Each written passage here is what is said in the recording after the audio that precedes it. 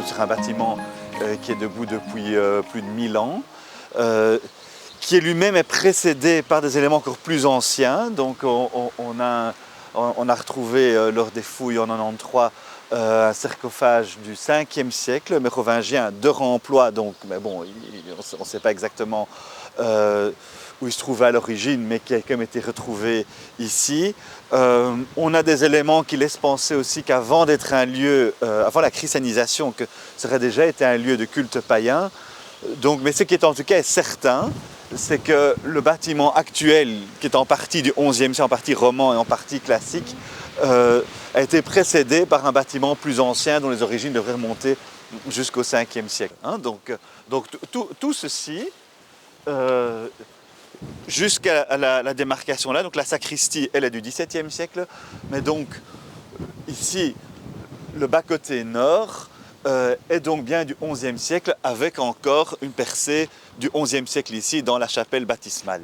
Donc ici, on a un chevet plat, hein, donc ça, vous voyez, hein, ça c'est un chœur à chevet plat, il n'y a pas d'abside arrondie comme on trouve dans d'autres églises.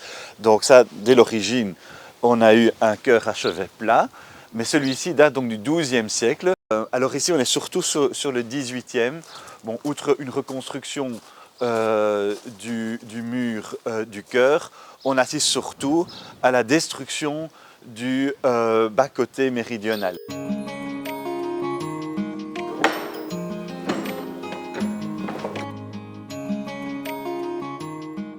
Ici, on en est vraiment dans ce cas de plus ancien, hein, on l'a vu tantôt. Donc ici, le bas-côté septentrional est donc en grande partie conservé du XIe siècle. Vous avez donc ici la percée dont je parlais, donc qui est vraiment du XIe siècle. Les fonds baptismaux. Alors j'ai quand même trouvé une source qui m'a déçu en lisant qu'ils étaient du XVIIe, mais d'autres sources, la plupart des autres sources disent quand même qu'ils sont du XIIe. Dans cette nef latérale, ou ce bas-côté nord, vous trouvez donc ici ce plafond à caisson qui effectivement est directement inspiré et contemporain de celui de foi Notre-Dame, qui représente à la fois l'Assomption de Marie au niveau du médaillon principal et qui représente pour le reste les mystères du rosaire. Deux autres éléments médiévaux au-delà de l'époque romane ici. D'une part, un beau lavabo gothique, que vous voyez là, donc c'est un des deux seuls, enfin au niveau architectural, c'est même le seul élément gothique que vous allez trouver dans ce bâtiment.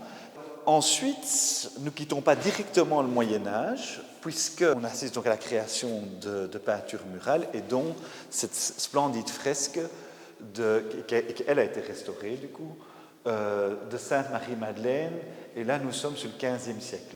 Ici était le lieu de la messe d'adieu aux vivants, hein, ou messe de séparation pour les lépreux. Ça ne se faisait pas sans un acte liturgique. Donc il y avait une sorte d'envoi, de rite liturgique d'exclusion de la société, donc la messe de séparation, messe d'adieu aux vivants, où le lépreux quittait la communauté, était envoyé, et ça se faisait ici même. Donc ici, à la chapelle d'Ivoire, avait lieu ce moment où il quittait, en fait, se retirait de la société. Ce qui rend Ivoire peut-être assez unique, c'est que Ivoire porte des traces de l'histoire de l'Église, de l'histoire du christianisme dans nos régions, du 5e siècle jusqu'à aujourd'hui.